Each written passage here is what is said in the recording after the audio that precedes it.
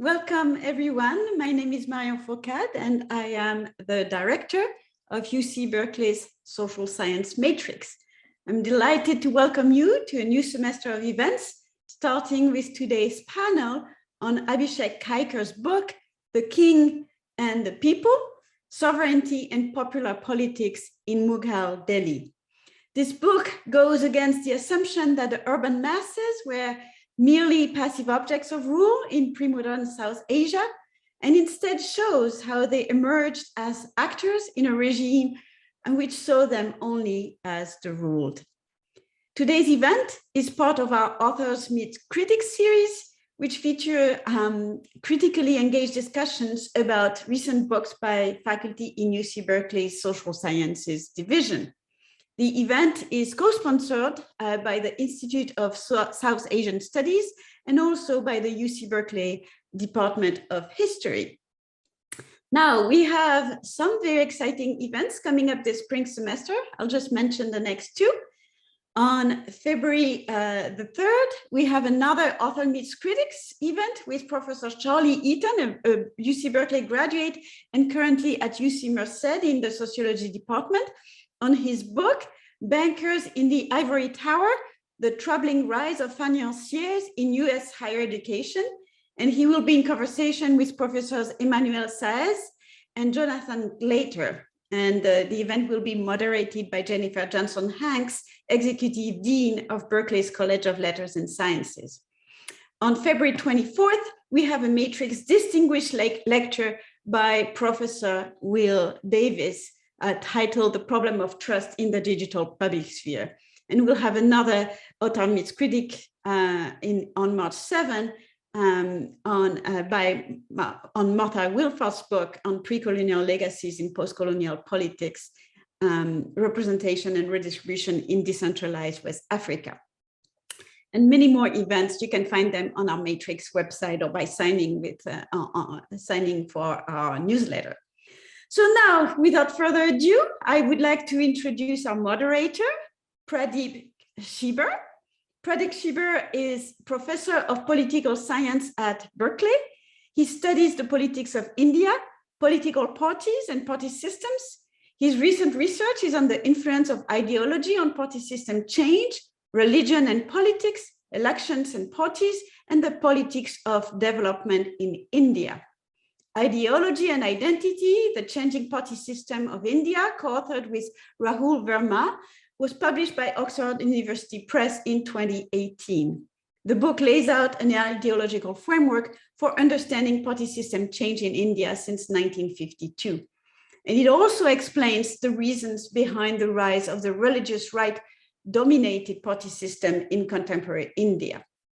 You can also read Religious Practice and Democracy with Sandeep Shastri, from Cambridge University Press in 2014. And that book examines the relationship between everyday religious practice and political representation in contemporary India.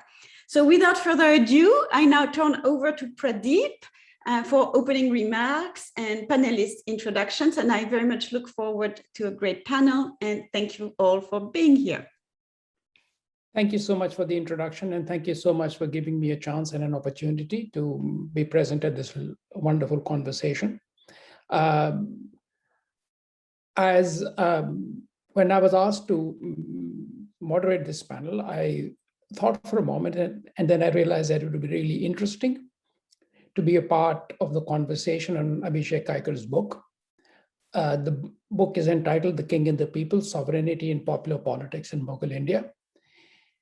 And if you've had a chance to look at it, which I did, and I spent some time even thinking about it, this is a book about immense erudition. Not only is it a book of immense erudition, but it also covers a rather vast intellectual terrain. It speaks about sovereignty, it speaks about popular protests, it speaks about the writing of intellectual history and whose history is to be trusted and whose history is not to be trusted. And it's a pleasure to read a book in which one is deeply self-conscious about the limits of sources, especially when one is doing research in an area in which the amount of primary materials is somewhat limited, especially given the subject of popular protests by everyday citizens. So I would suggest that it's to all of you who haven't read it, and especially after hearing the conversation today, get a chance to read it if you can, because I think it is really enlightening. Abhishek is at Berkeley. He's a historian of Persianate South Asia, ostensibly between 1200 and 1900, though I think the arguments stretch well beyond that. And I think he's quite conscious of saying what I'm saying may have some relevance to the contemporary world as well. His main expertise is in the history of the Mughal Empire. His book, which just came out, is what we will be discussing today.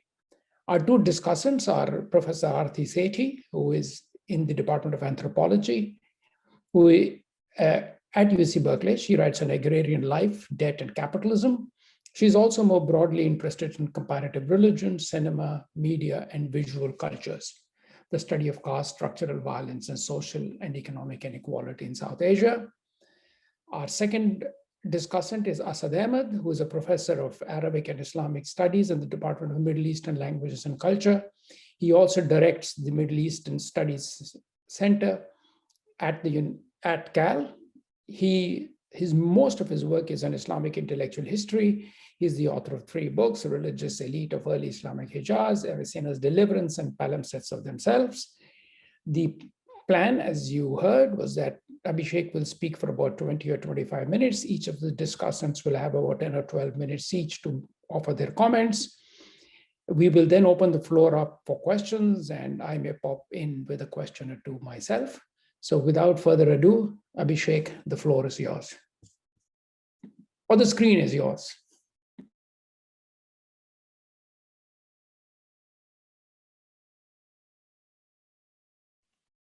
Hi, everyone. Just want to make sure that I'm audible and that my screen share is visible.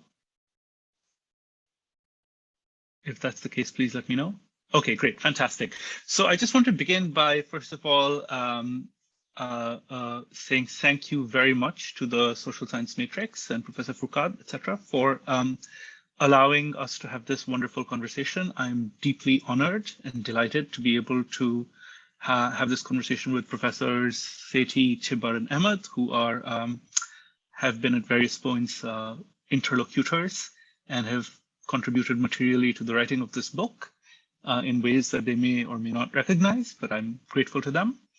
And I would also like to acknowledge it's always the vertiginous spectacle to be greeted by names in the chat box of Zoom, where I see friends from earliest childhood, friends from later in life, colleagues, teachers, and even students. So I'm very grateful for this wonderful opportunity. And without further ado, let me say a few words about the book that I wrote a couple of years ago. So the book basically begins, is a history that is set in the Mughal Empire in South Asia in the years 1500 to 1750. And it's sort of animated by one central question. And the question is about the nature and the realities of the Mughal Empire as they remain to us today as historians. So here's a painting from the Mughal Empire, and I will wager that to make a sort of bald historiographical assertion, that when we look at these paintings as casual viewers or as historians, our eyes routinely go to one part of the painting. And that is the ruling figure who is always at the heart of such Mughal works. And indeed, such ruling figures have remained central in the gaze of Mughal historians also for much of the history of the 20th century, when the professional discipline of Mughal history has come into existence. By contrast, my book is interested in these figures in the background, namely the ordinary people, the men and the women who lived and died in the Mughal Empire and whose deeds have gone broadly unsung and unacknowledged in the history of the empire that we have written over the last century or so. So the question of the lives and the conditions of the people is the question that has sort of is the center of the book project for me. How should we see the people in Mughal Delhi and in Mughal India more broadly? And this question really comes out of a series of archival encounters for me. This project was driven by my experience as someone who encountered the fragments of the Mughal archive that I did not have tools to access. And I came to realize that the ways in which we describe the Mughal world are fundamentally different and perhaps indeed incompatible with the ways in which the Mughals saw themselves. So to enter the archive in search of the people required me to think more seriously about the terms we bring to the study of the Mughals versus the terms that they use themselves. And a primary commitment here was to take the latter seriously. So I'd like to talk about this conceptual stake of the work for me. And I'd like to talk about two interventions that I think are absolutely central to my book, which make it possible to see the people. So the first is the question of sovereignty. We speak frequently of Mughal sovereignty, but we have to acknowledge the fact that no such concept existed for the Mughals. What do I mean by this statement? Well, there's a long debate in Europe over the new idea of sovereignty that was essentially discovered, or rather invented, by Jean Baudin in the late 16th century. Mughal intellectuals, however, did not see the word in this way. Their society and life and politics were organized radically differently. So how should we describe the system of claims to absolute power which defined Mughal kingship? I should be very clear. At the same time, I do not advocate for the abandonment of the analytical frameworks of the modern Western academy in which we all sit, because I'm sure that we can all agree that the purpose of provincializing Europe can hardly be to produce an epistemic balkanization.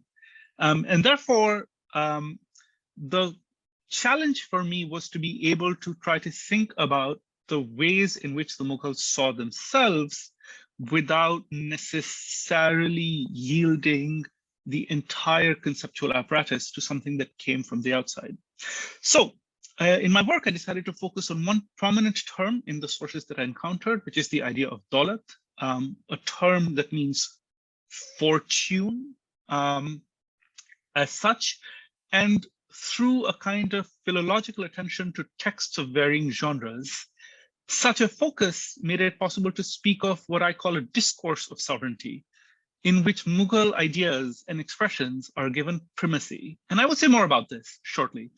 The second intervention that I make in my book is to query and render problematic the distinction with which we view the working of politics in South Asia, namely the normative distinction between some sacred realm of the religious and then some canny and hard-nosed realm of rational action that we call the political. So let me begin with the first, the idea of daulat in the discourse of sovereignty. So if we were to sort of cast aside the idea of sovereignty as such and try to think with the Mughals in the way that they conceive absolute power, we might turn to this famous portrait of the Emperor Shah Jahan, who ruled in the mid-17th century, in the early and mid-17th century. And here we see a kind of conception of Mughal claims to universal power. And that claim is that this power is given, it comes from on high. The sword and the crown and the parasol come from on high and are given to the body of the ruler, who connects them to the earth which he rules completely, and which he renders a state of justice that makes even the lion and the lamb sit peaceably side by side. So this conception of daulat, it should be stressed, is something that in the 17th century falls purely to the king and pointedly not to his ministers, and is signified by the solar halo of sovereignty, which I would like to direct your attention to here, and which we will return to again in the near future. So one of the main arguments of the book is that the city of Delhi itself, as Shah Jahan builds it in the early 17th century, is an enunciation in the discourse of sovereignty in terms of the architecture and layout of the city itself, and can be read as such. So the city itself is a text in which we can read Mughal ideas of daulat, but also ideas of fairs, of the importance of deen, of the idea of quwwat, of course, of insaf, of justice, and of esh. And these are all terms that mean variously what I think of as the God-given right to administer justice, God's prosperity as translated into true heavenly rule through commerce, expressed through commercial vitality, the idea of fez, the idea of deen or religion itself, though not quite the same, and I'll come to that in a second. And then, of course, the ideas of power and the idea of pleasure, the idea that the city itself is a site of pleasure and of repose. The second major conceptual intervention that has animated this book is to query the distinction between the realms of religion and politics as they've been used in the study of the South Asian past. And here I want to simply say that the understandable and completely justifiable tendency of historians, particularly those of a Marxist bent, in the years after the independence of India in 1947, to search for the economic causes of the disturbances and the urban disturbances that they have observed has de-emphasized the question of the motivations of the actors of such events. So how do we reconstruct the motivations of the actors of the urban disturbances that roiled the cities of the Mughal Empire in the late 17th century onwards, without subsuming them into either larger narratives of economic decline, which have been emphasized by some, or bald-faced religious violence, which have been suggested by others, though to a smaller degree? How do we sort of get past these larger narratives and try to understand the forces which drove ordinary people to increasingly take to the streets in a kind of in violent action over the course of the 17th and the 18th centuries? Now, from the elite sources that we see that describe these actions and describe these actions unwillingly, we frequently see the use of terms and gestures of religion in popular protest, and particularly Islamic terms appear frequently.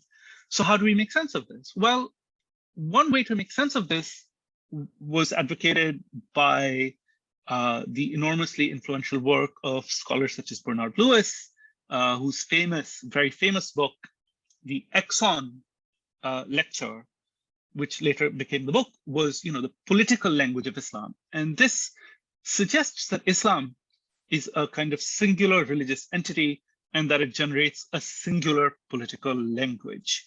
And therefore, the language of politics is determined by the religion, and those who are adherents of the religion, I believe, are therefore compelled to be political in a certain fashion. By way of counter-argument came a book by Muzaffar Alam, who instead talks about the idea of the languages of political Islam. And here it appears that Islam has different modes. One mode of Islam would be a political mode, and that this political mode generates many different languages. So writing against the deadening and homogenizing tendency espoused by people like Bernard Lewis, Muzaffar Alam produces his famed book, which argues that Islam really, in a political mode, produces many languages, and that the interpretation of Islamic law by different actors is central to understanding these differences. So my own contribution to this scholarship derives from the insights of Talal Asad in particular, from whom I take the point that our very ideas of religion and secularity as such derive from a particular and local history of Christianity in Europe. So in this light, when I turn to the absolutely crucial reign of the Emperor Aurangzeb, who shaped South Asia profoundly, I do not feel compelled, as some contemporary scholars evidently do, to apologize for Aurangzeb by trying to draw some distinction between his quote-unquote religious personal identity and his quote-unquote rational political actions.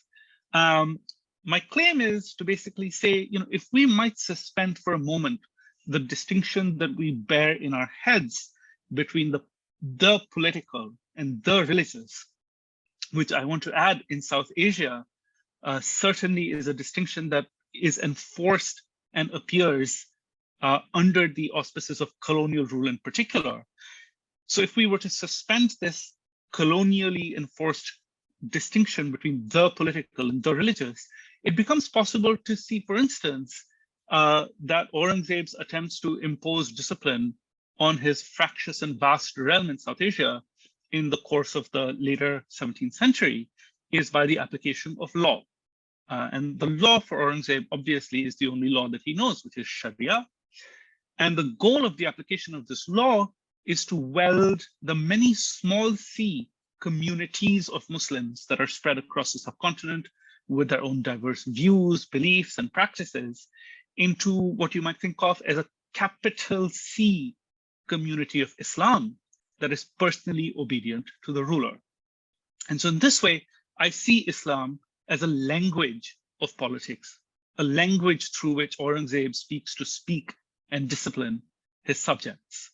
And understanding this then makes it possible to recognize that, the shift in Aurangzeb's discourse of sovereignty, one that privileges now Sharia over Daulat, and therefore law over the personal justice of the king, also suggests to us how it is that lowly communities in turn begin to talk back to ruling authorities in that very same language.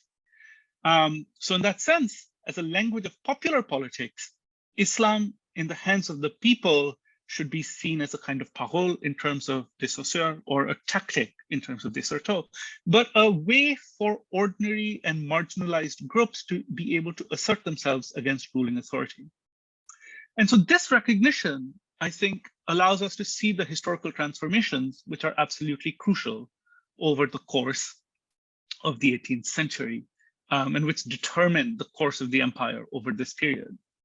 So one of the first major central transformations, of course, is in the idea of Daulat itself.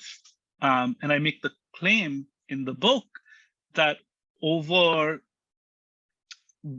one of the major transformations, which we see in the years after the death of Aurangzeb, is that Daulat is now claimed by new kinds of actors, which is reflected in the quintessentially South Asian semantic shift in the meaning of the word itself, from fortune as such towards wealth as such. And here I want to simply point to you a painting that was I was directed to it by an undergraduate art history student named Shreya Kareti, and I'm grateful to her for doing so.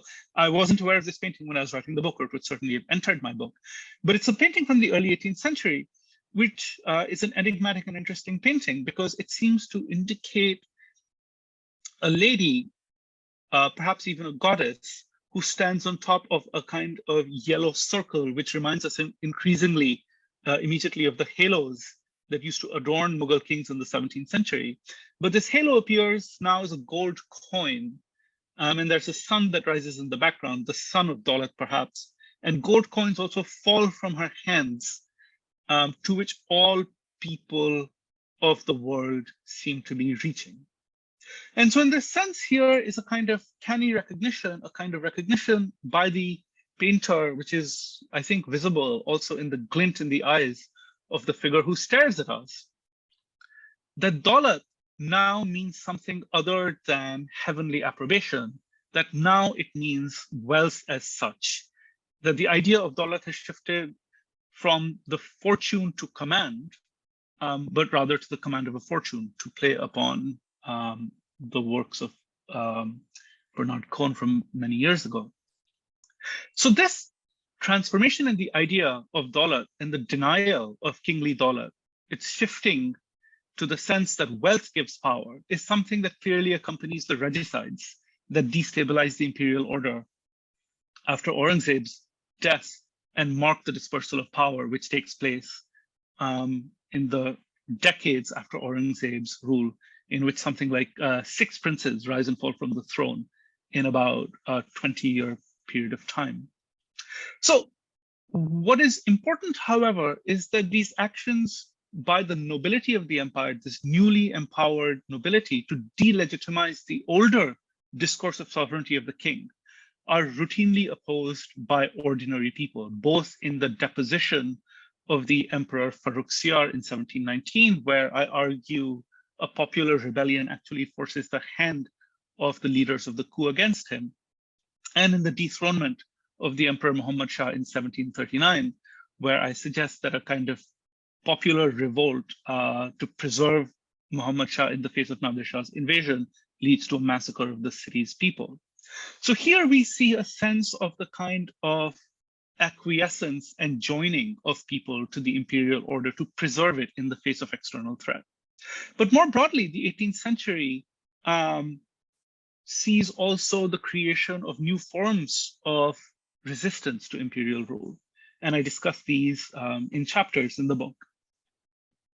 So acts of support for the king in exceptional moments in Mughal Delhi by the population of that city are to be balanced really by everyday acts of resistance in which the people make claims to justice in terms of their interpretation of the law, which I trace quite carefully, I think, in the latter parts of the book, particularly through a reading of a single riot, the Shoemakers' Riot of 1729. And I'd say just a few words about this riot, because this is a riot that is occasioned by an everyday conflict in the city between a rich Hindu jeweler and a group of Muslim shoemakers who are all passing through the same space near the Jama Masjid in the city, at the heart of the city. And the conflict involves the killing of a Muslim shoemaker by the servants of the Hindu jeweler. And this is a conflict that has been seen as a kind of religious or economic fight by the historians who have described it as a marker of the decline of the empire. But in my interpretation, this is a conflict where we see the ordinary people of the city using the gestures and practices that are given to them by their Islamic faith in order to make alliances, challenge the king, demand justice, and act to defy him when that justice is not administered. And so in these ways, what I suggest is that we see the emergence, the historical emergence of ordinary people as political subjects when we pay a kind of critical attention to our own conceptual apparatus. And this kind of emergence of political subjects is important because it occurs in a regime which formerly had no conception of the people as political actors. So we might ask, what does the emergence of this form of popular politics have to do with the world at large? What did the riotous shoemakers of Delhi in 1729 have to say to the artisans of Rue Saint-Séverin at about the same time? One group of people, namely the artisans of Paris, will go on to be or become foundational to the legend by which the political modernity of our world is created, namely the birth of democracy.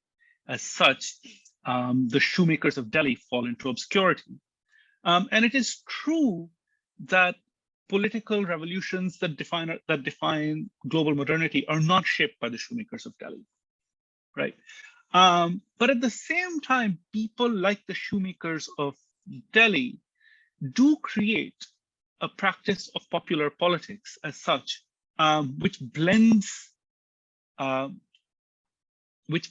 elements of both the religious and the political, if we were to insist on continuing to demarcate them in such a way.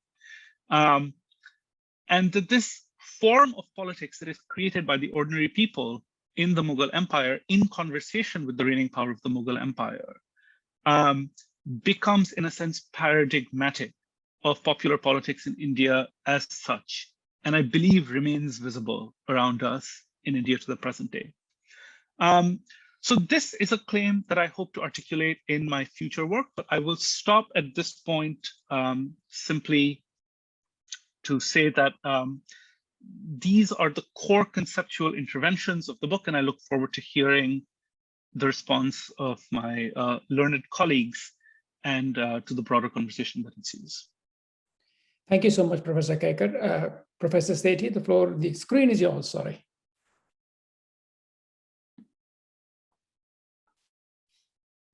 Can you hear and see me? I actually can't hear and see myself. Abhishek, maybe you want to stop sharing your screen? I can see you and hear you. So if that helps. Great. I can now see me and see myself. Thank you.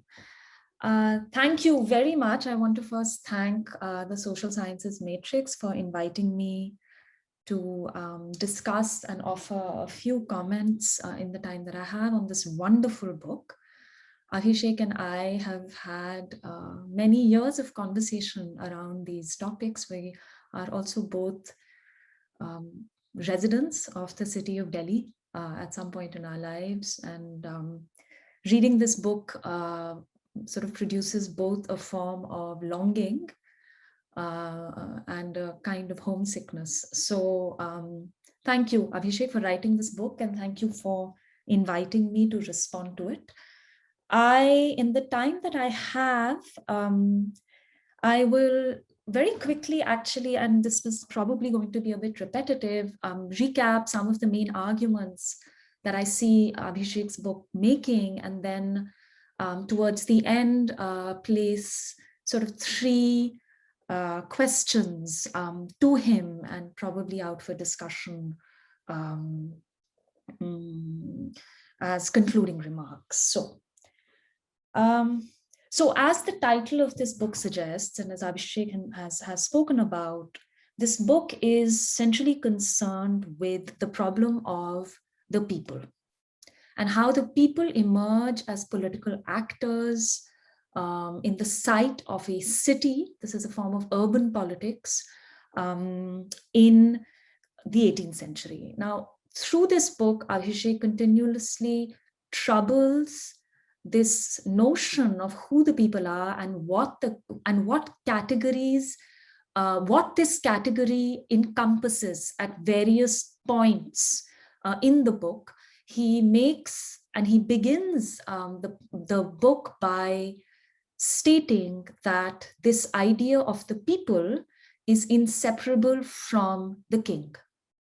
That is, the concept and the conception of a configuration that we might call the people is dialectically in relation to a form of sovereignty embodied in the king.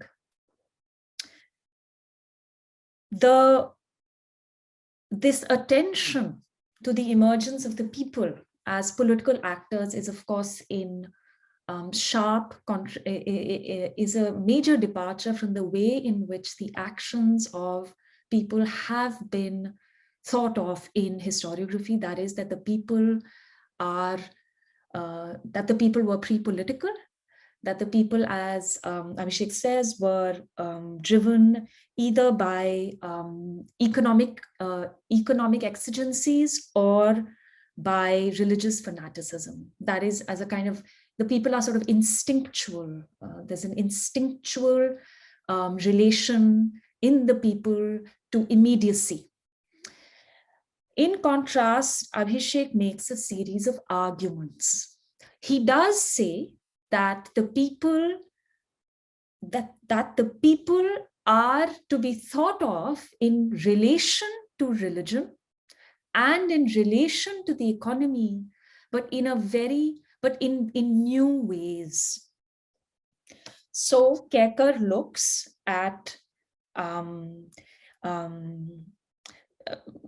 so Kaicker then looks at these realms of the economy and religion as catalysts for action and the terms of political subjectivity in these two new ways.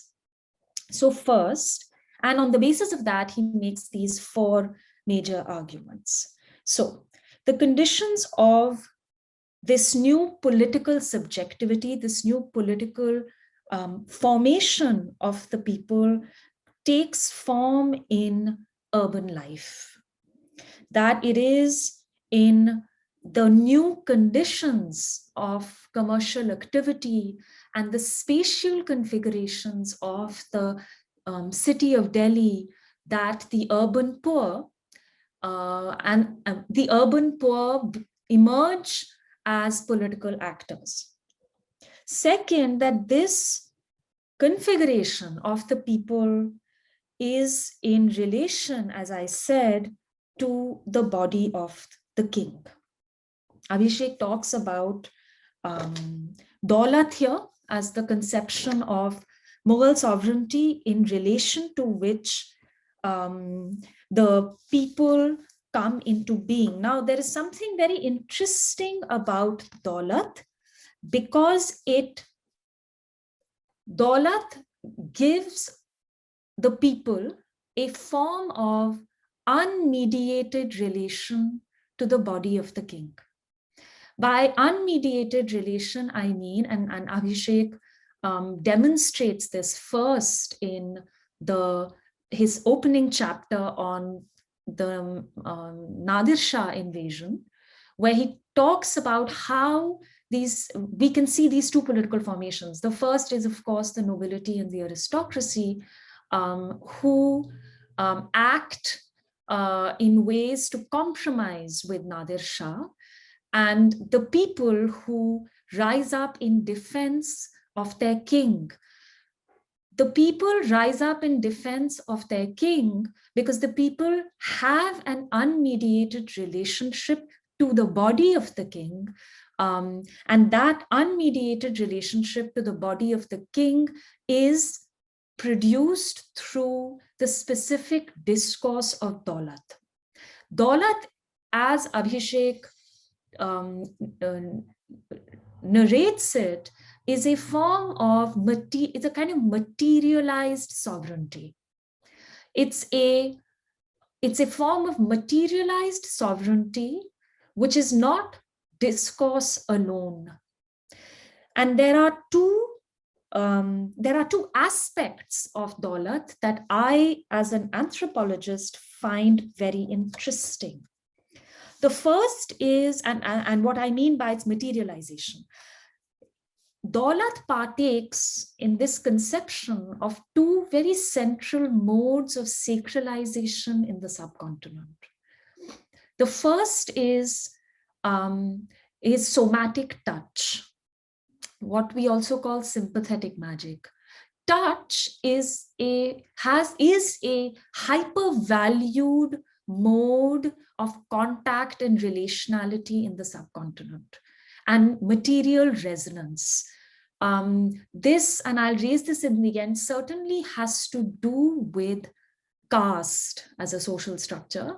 And I'm curious to see how Abhishek would think of that in relation to this fashioning of the conception of sovereignty. So Daulat is somatic. It inheres in the body of the king in the way that everything that the king touches is imbued with this sacrality. And so the king can and cannot be touched in very, very specific ways. The second is visuality. And here too, this conception of sovereignty as a desire to see the king partakes of darshan, of a very central mode of relation to the deity, which is that of seeing the deity, of being in a visual relation to the deity. And this is very interesting because the form of visuality in the subcontinent is in relation to an idol. In the case of Daulat, and within where the king is in fact located within an Islamic religiosity, this visuality, this form of sacralization is fused to the body of the king. Now, there is a further materialization, outward expression of the material nature of kingship in and through spatiality, through the body of the city. And here Abhishek shows that the space of the city and its organization inscribes kingly power. And he lays out 4 concepts of power in the construction of the fort, of piety in the locus of the mosque, in prosperity through water, and pleasure in the form of gardens. And that these are spaces that the king makes available for the inhabitation of the people.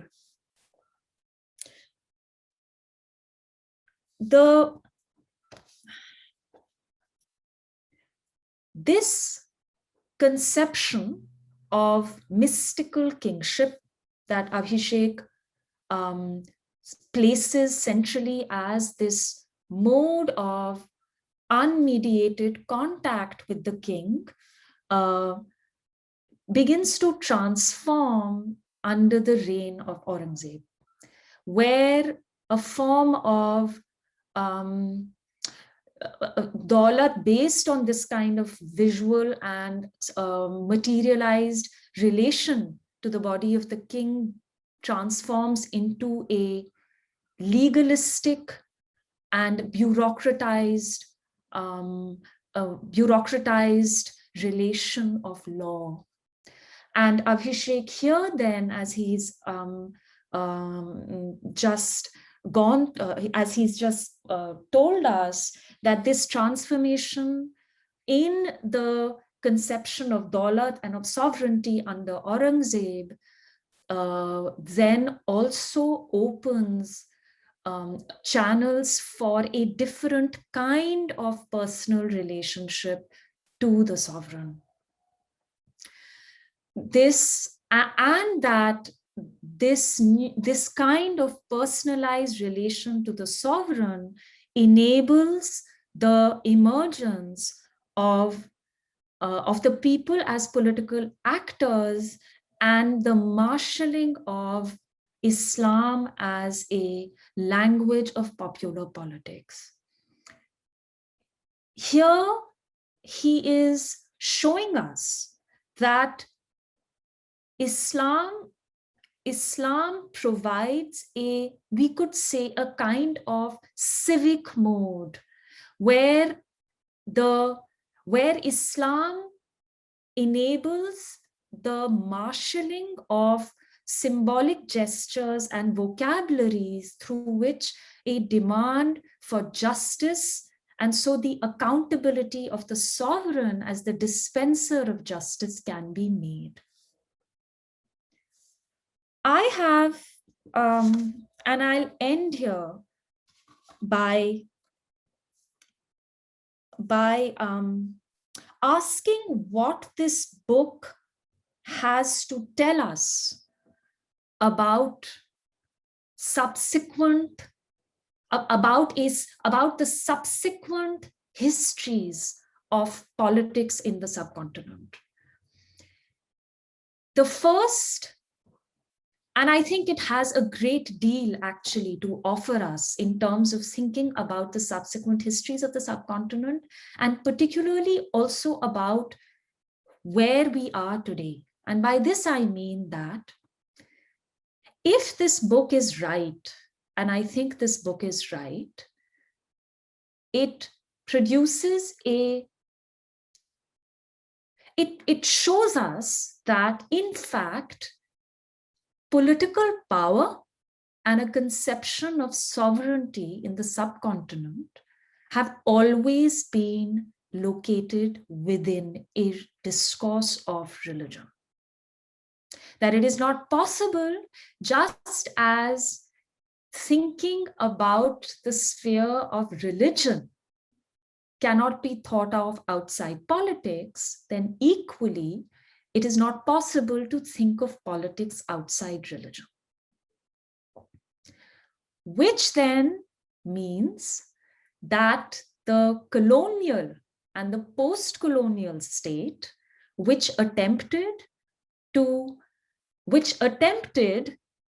to forge a conception of a state not based on the principles of religion, that is to produce a secular state on republican values, was a brief interregnum and a brief fantasy. And that we can see the breaking of this fantasy in the way in which religion and politics are mobilized through the discourse of Hindutva.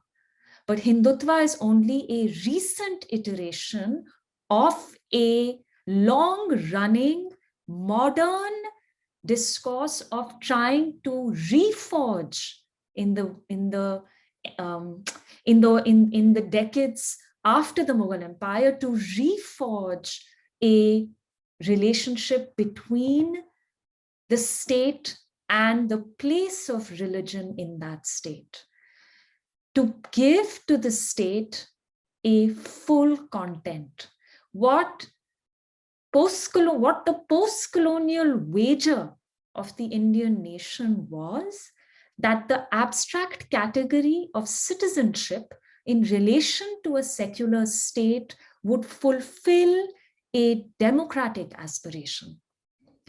But I think what this book is presenting before us is that if we want to understand the rise of a formation like Hindutva and a political formation like the BJP, and even I would add 150 years later, to understand where India is today, we will need to again think very seriously about how a discourse of religion becomes a discourse of state power. The symbolic, Abhishek spent some time talking about the many ways in which sovereignty is displayed and the symbols of that display. Today, we can see, for instance, are we to think then of Hindutva as the new civic religion and the new civic, in a way, discourse of sovereignty, where Hindutva or Hinduism is not ritualized in any way. It is simply an inscription of the state Hindutva has nothing to do with Hinduism, and in that it is not ritualized, but it mobilizes these forms as insignias of state power. So Narendra Modi, the puja and worship in the founding of the parliament, the prime minister being present for the founding of the Kashi Vishwanath temple, the inscription of Hindu festivals as civic festivals. All of this then, this book is suggesting, where does this leave us? Does it mean that a discourse of pure secularism, of a disinterested state, of a state that does not assign to itself any mystical or theological power, how is such a state now to be defended? What are the principles then on which a conception of secular republican democracy may be defended? This is a question that I wanted to leave for Abhishek. Thank you. Thank you, Professor Sethi. Thank you. Professor Sethi, thank you so much. And just a quick reminder to everybody who is attending, please put your questions in the Q&A box. We already have one. I'm looking forward to more as well. Professor Ahmed, the screen is yours. Thank you very much. And thank you, Aarti, for those really important comments. So I would like to begin my brief set of comments by thanking the Social Science Matrix for this invitation, and the team at the Social Science Matrix has brought together this program in a seamless fashion. And I thank them for envisioning this productive format. Let me also begin by thanking my dear friend and colleague, Abhishek, for writing this groundbreaking book. It challenges various long-held notions about the participation of the common folk, the ordinary people, in the political contestations of pre-modern South Asia. And despite the fact that the book deals with a truly complex subject matter that has had limited, meaningful, innovative traction on the one hand, and investigates the subject matter from multiple perspectives of literary, documentary, historical, and archival records, it is still able to present an accessible and remarkable thesis in an eloquent style. In my view, this is a scholarly gem.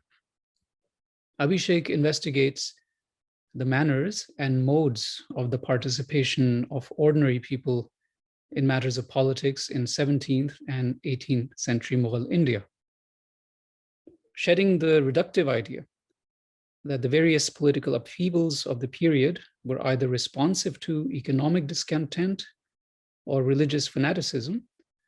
He argues rather that these moments were reflective of the participation of the people in the discourse of sovereignty. In the world he examines, this discourse provided the framework that could be mobilized on its own terms to defend the king's authority, to urge him to intervene in local affairs, and even to challenge his authority.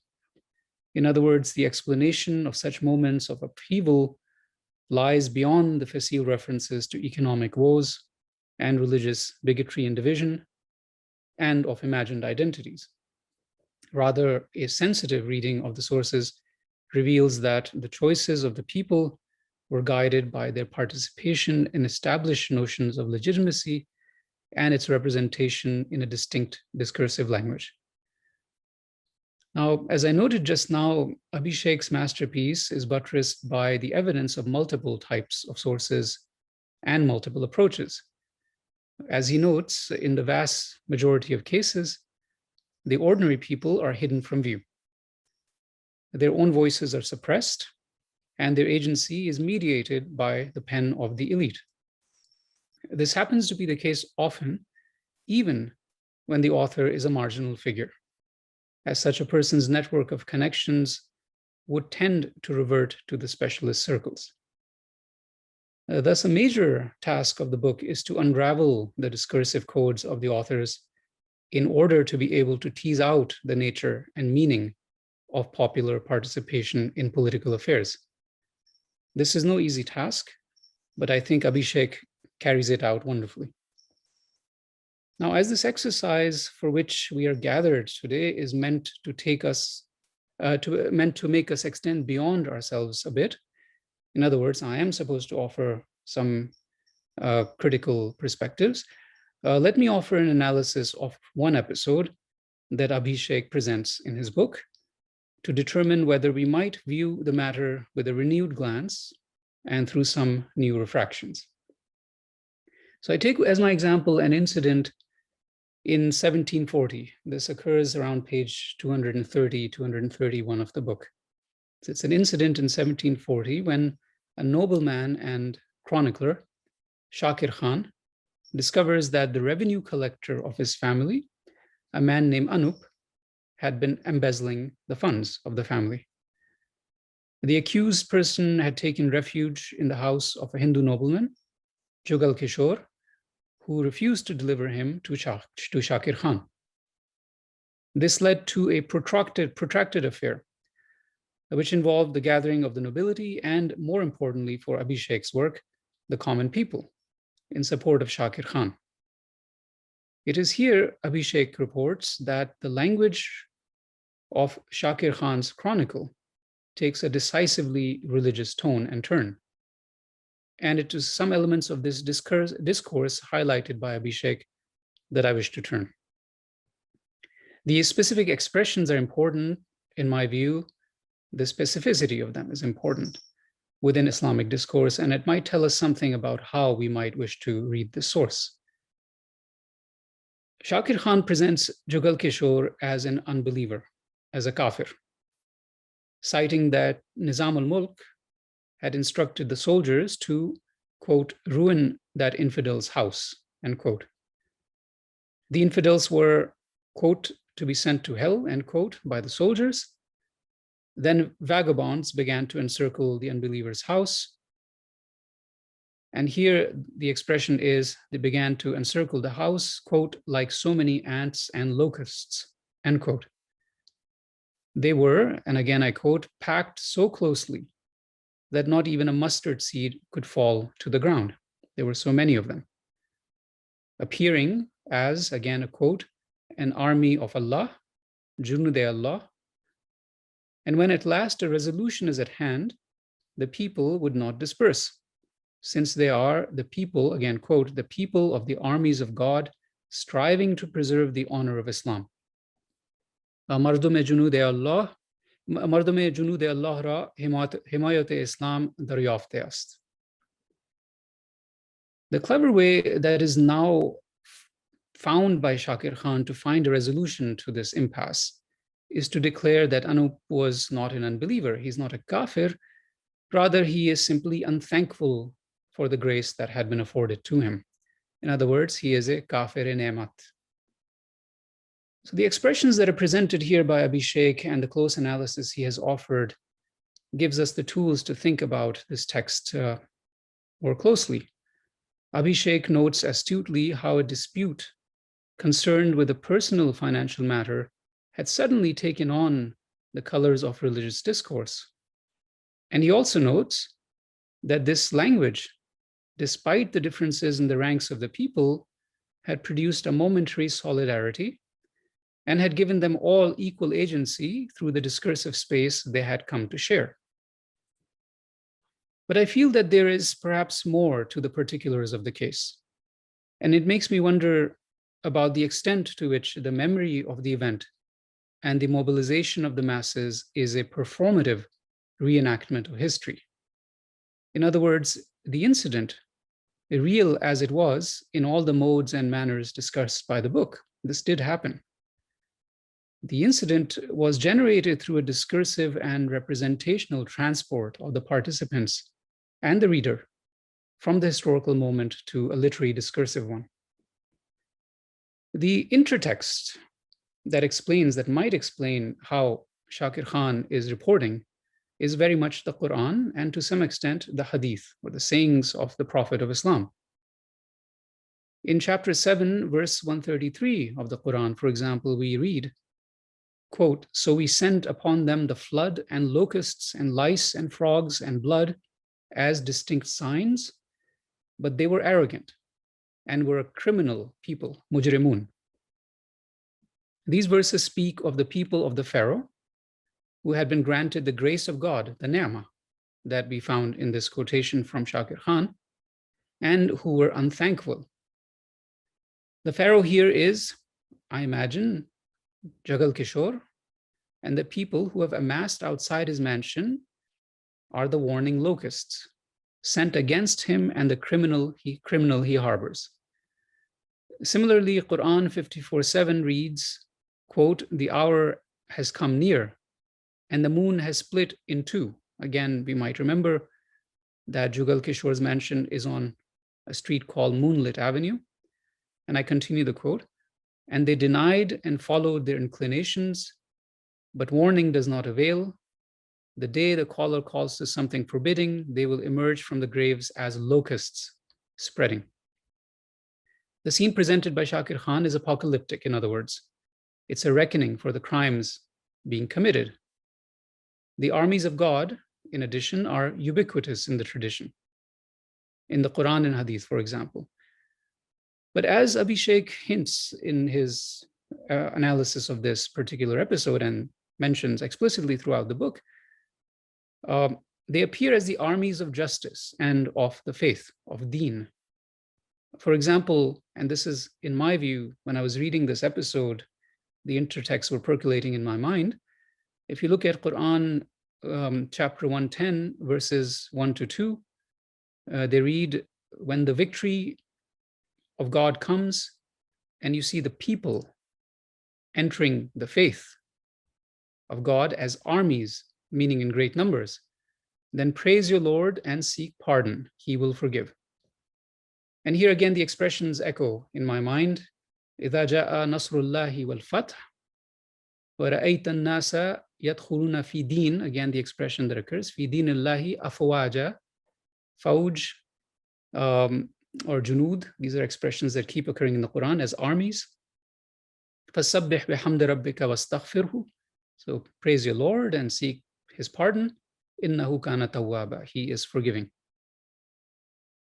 So the echoes of these calls in the Quran are manifest in both the reference to the armies in Shakir Khan's account and in the slogans of the masses, the slogans they uttered at the gates of the mansion, Deen, Deen, faith, faith. And the denouement is also telling. The criminal, in this case, seeks pardon.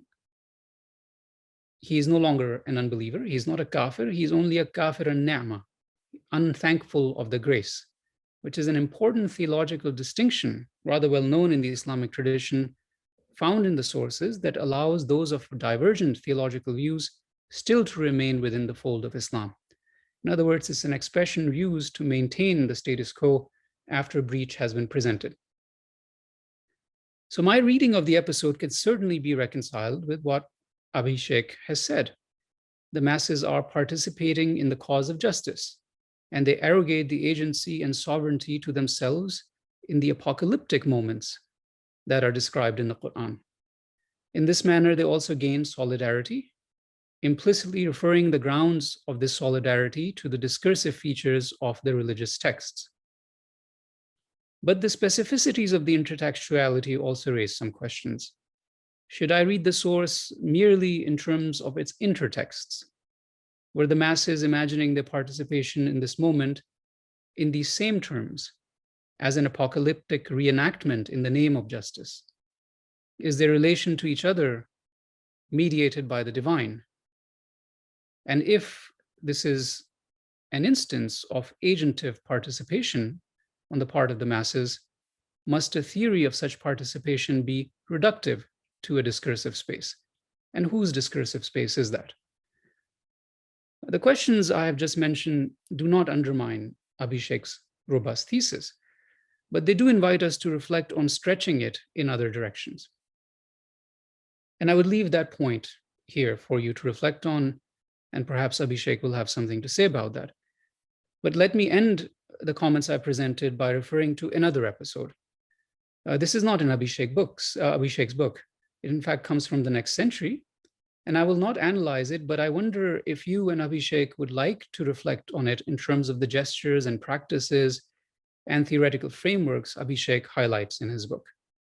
His book has taught me to think about this episode in terms of the discourse of sovereignty. This is a very fulfilling and enriching possibility. And I wonder if his thesis can be extended even well into the late 19th century, perhaps even to features of political discourses or religious discourses, religio-political discourses today. So in a letter of 1855, written to the last Mughal Emperor, Bahadur Shah Zafar II, the leading scholar, or one of the leading scholars of India, Fazl Khairabadi, who dies in 1861, he states the following in this letter, and I quote him. He writes to Bahadur Shah Zafar, "This land's people, be they Muslim or Hindu, are farmers, laborers, merchants, stipendiaries, scholars, and beggars. For as long as the government was under the control of kings and rajas, there was never any shortage of means of livelihood. But since the British have come to hold sway, the situation has become such that the populace is in dire shape.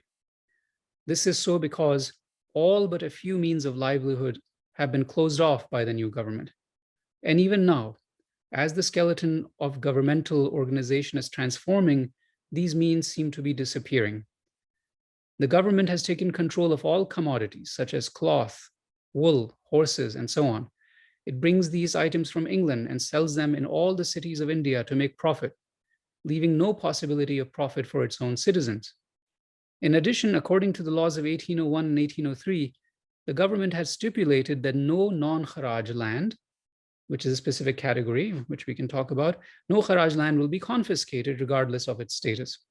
Yet now, without any further inquiry, these lands have been confiscated in every district.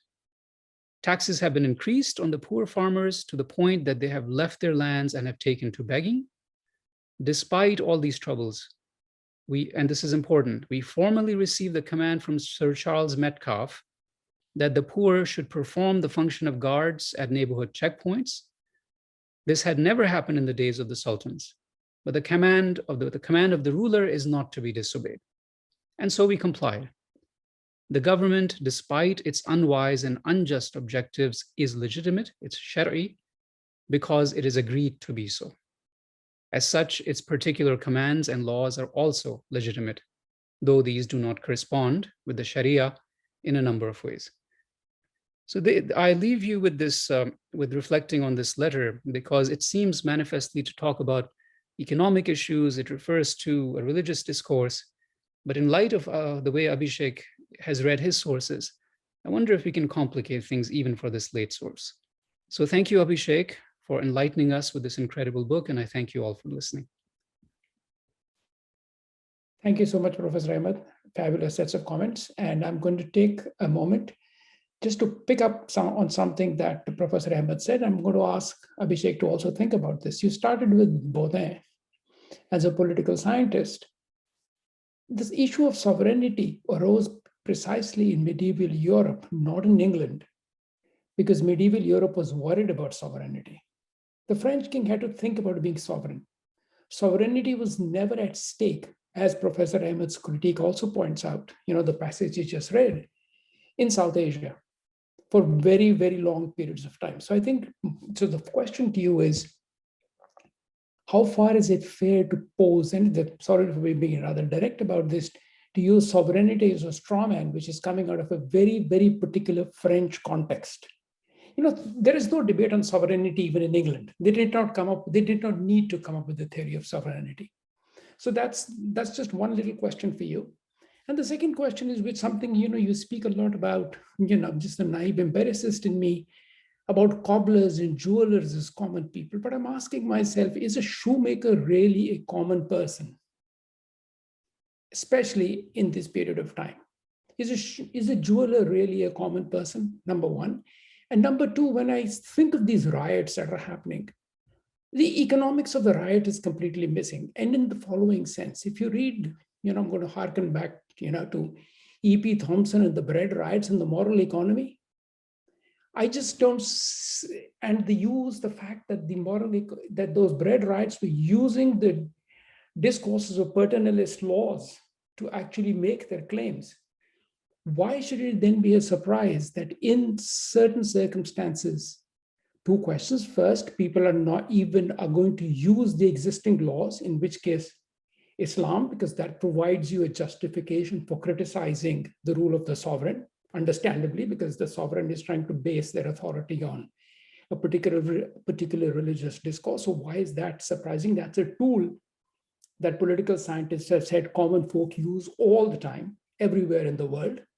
That's the first question. And the second question is this no economic concerns here? Is this just about, one person killing another? Is it kind of just, that's the part I have some difficulty grasping. So I'm going to give you exactly 2 minutes to respond to all these questions, because I'd rather have the audience say whatever they want to say. So I'd rather hear from them. So I'm going to stop there and give you 2 minutes.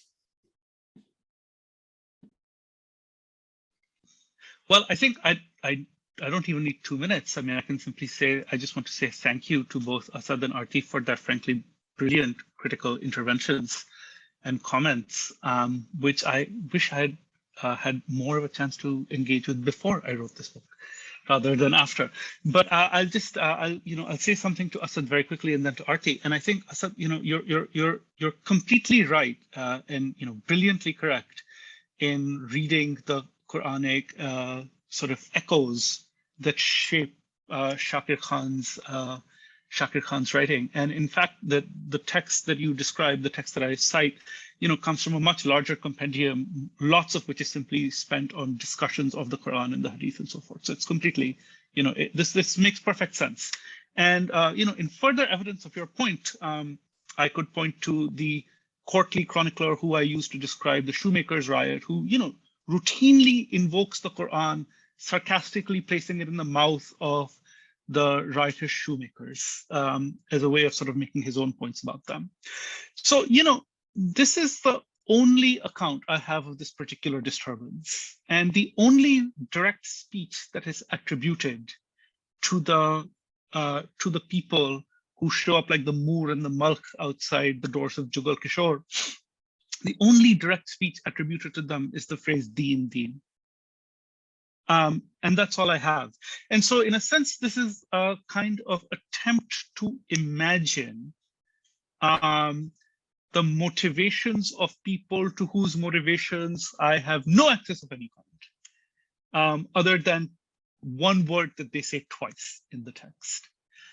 So that I think is the way that I would try to sort of say, I would try to advocate for my reading, despite the fact that the intertexts are so powerful here, as they are, in fact, in all Mughal texts, because there is no unmediated access to the doings of the people who don't show themselves. And here, I will address what Pradeep says very briefly. I mean, there's a longer conversation to be had about, the political science view of these kinds of events versus my view as a historian. But I will say that, the category of the people themselves is a very troubled and difficult category in the Mughal imagination, because the people don't really appear as anything to be described other than objects. And they frequently don't speak. They don't even utter words. They are simply described as the awam. Awam ek kala naam. Awam who are like animals. So when shoemakers appear in a Mughal text in the beautiful prose in Persian, suddenly you start seeing shoemakers throwing shoes at the nobility. This to me does mark the intervention of a kind of class of actors in a politics where there's historically been no space for them. To turn to Arti, I think, Arti, you have really just absolutely laid out my intellectual agenda for the rest of my life, because the goal for me next is to try to, in some ways, see if I can write or talk about a history of secularism in pre-modern South Asia, and to see precisely what are the interventions that the colonial state actually makes that produce the kinds of situations that become typical of the post-1857 era. And so this is something that I'm profoundly interested in doing, and I hope to do it in the future. And, I want to really, I think that your insight is characteristically brilliant when you think of Hindutva as something that is becoming a civic religion. And I think that things that happened under Aurangzeb, in a sense, have something to do with that development. When you ask the question, how can we defend the secular democratic Republican state? And this is something, obviously, that I'm also quite invested in as a question at the very least. My only statement, the only thing that I can say as a historian now, is to say that 1950 was an important moment in the history of the subcontinent. And the 26th of January was an important moment in the history of the subcontinent, because it inaugurated formally a new Republican political regime, which means that it is up to people in India today to decide whether they want to live in post-1950 India or pre-1803 India. That's sort of up to them, right?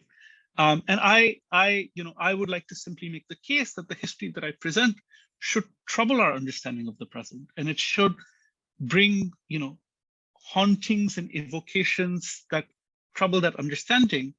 But fundamentally, the question that lies for people is to simply say that we write this history in a modern Western academy in a secular democratic republic, and we can choose about whether we want to inhabit that or not. And so I'll stop here. Okay, thank you.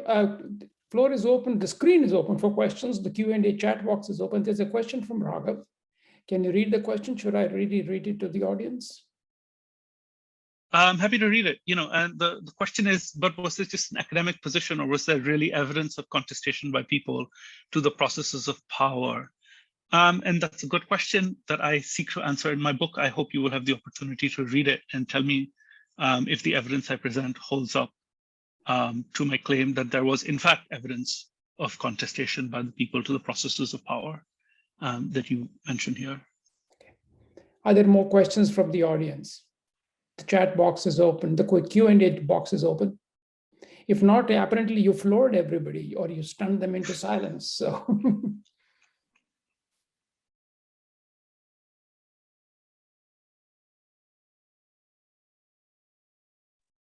I can ask a question. yes, please, Aarti. Of course, of course.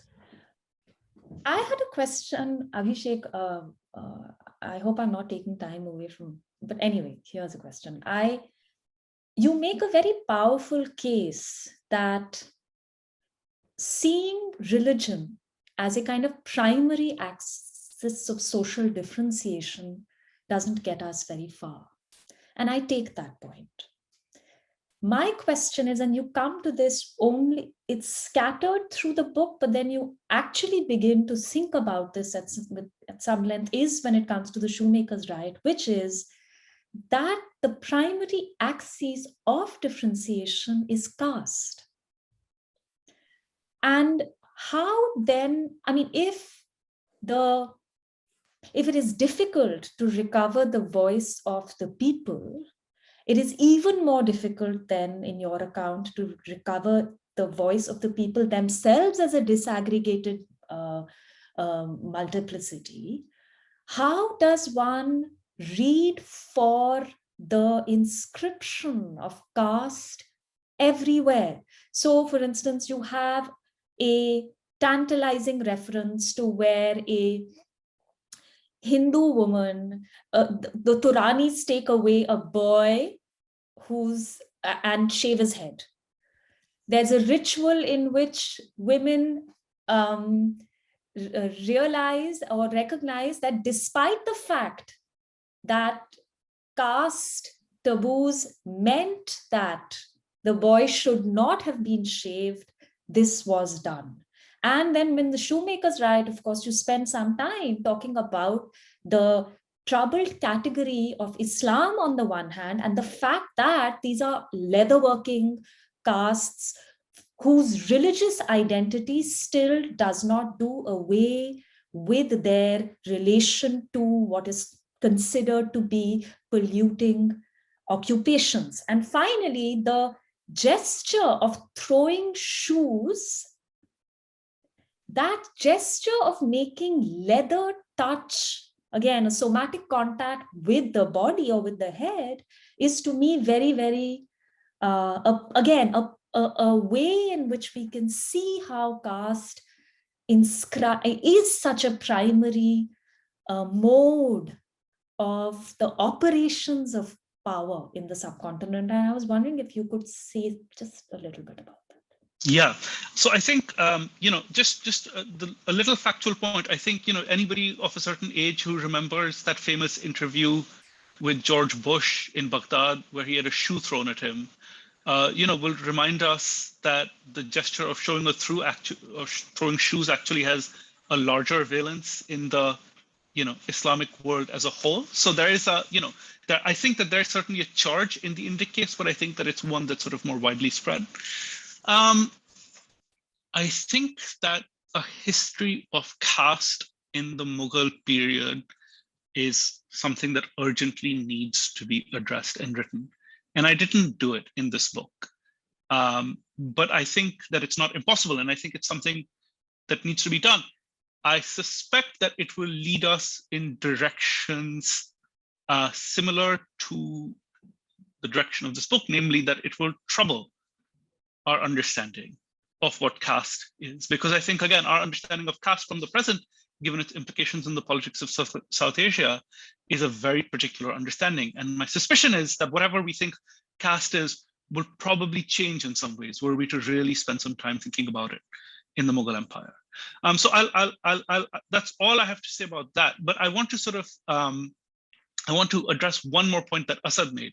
Asad generously offered us this paragraph from Khairabadi to read. And I'd like to hear Asad's own take on this paragraph.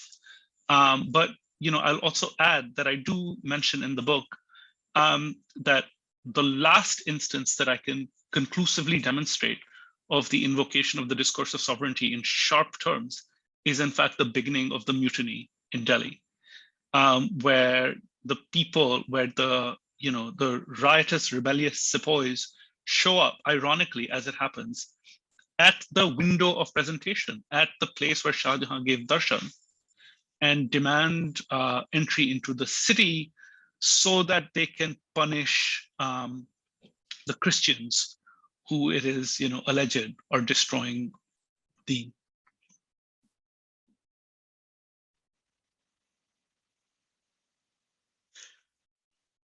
A question from Lawrence. Okay, you can read it and answer it.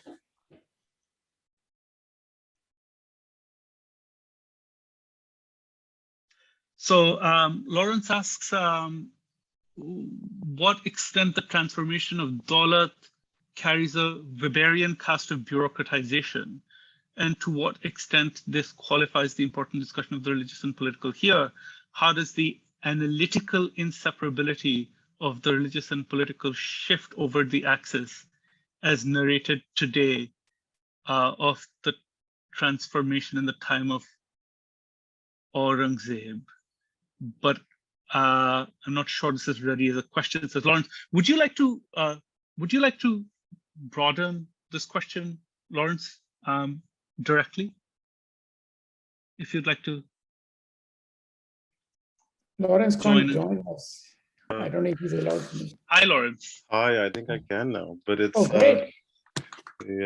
Wow, how exciting! No, I mean this is an extraordinary conversation. I mean, the beginning of the book, you rightly bring Weber to task for the discussions on the city, and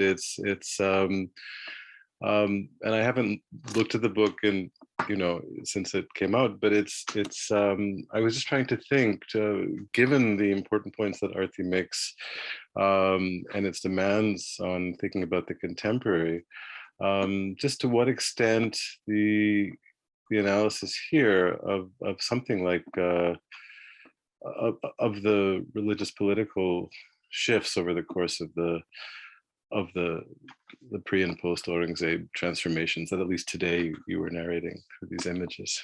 And it's so that even if we're not able to operate with, say, a series of derivative 21st century categories, I'm still not sure to what extent, the talk really produces a sense of a major analytic shift. And I'm trying to think through how the figure of the political transforms across it, which you show us, and in relation to Arti's questions. But as I say, I'm just thinking aloud in the moment. So. You also, Lawrence, you also alluded to the question of bureaucratization.